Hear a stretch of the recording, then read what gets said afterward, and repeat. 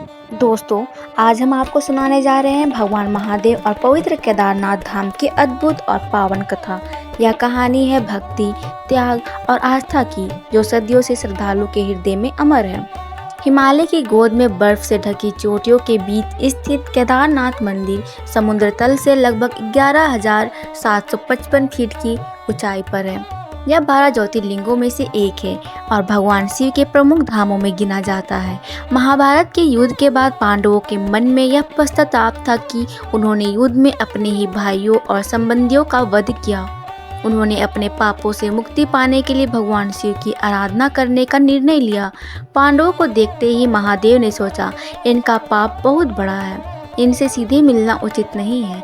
इसलिए उन्होंने साधारण मनुष्य का रूप छोड़कर एक विशाल बैल का रूप धारण किया और हिमालय के जंगलों में छिप गया। पांडव महादेव को खोजते खोजते केदार तक पहुंच गए। भीम ने एक स्थान देखा कि एक अजीब सा बैल भूमि से अपना सिर छुपाकर खड़ा है। उन्हें आभास हुआ कि यह कोई साधारण बैल नहीं। भीम ने अपनी पूरी शक्ति लगाकर बैल को पकड़ने की कोशिश की, लेकिन वह धरती में समाने लगा। भीम ने बैल की पीठ पकड़ ली और उसी समय बैल का पिछला भाग प्रकट रह गया, जबकि बाकी शरीर धरती में समा गया। तभी महादेव ने अपनी असली रूप धारण किया और पांडवों को दर्शन दिया।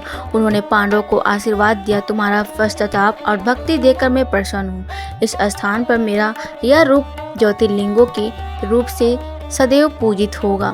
बैल का पिछला भाग ही केदारनाथ ज्योतिर्लिंग के रूप में स्थापित हुआ।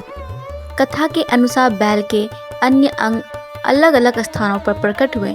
भुजाएं तुंगनाथ, मुख रुद्रनाथ, नाभि मध्य महेश्वर और केश कल्पेश्वर में पूजित हैं। ये सभी स्थान पंच केदार के नाम से प्रसिद्ध है। केदारनाथ धाम केवल पांडवों की भक्ति का ही प्रतीक नहीं, बल्कि यह बात का प्रमाण है कि सच्ची आस्था और पश्चाताप से भगवान प्रसन्न होकर पापों का नाश करते हैं। आज भी जब भक्त केदारनाथ की कठिन यात्रा पूरी करते हैं तो उन्हें लगता है जैसे महादेव स्वयं उनकी परीक्षा ले रहे हो। कठिन मार्ग, ठंडी हवाएं, बर्फीली चोटियां, यह सब मिलकर भक्ति की शक्ति का अनुभव कराते हैं। 2013 की भीषण बाढ़ में भी केदारनाथ मंदिर अडिग खड़ा रहा। भारी विनाश के बीच मंदिर की दीवारों को भी कोई क्षति नहीं पहुंचती। भक्त मानते हैं कि यह स्वयं महादेव की कृपा थी।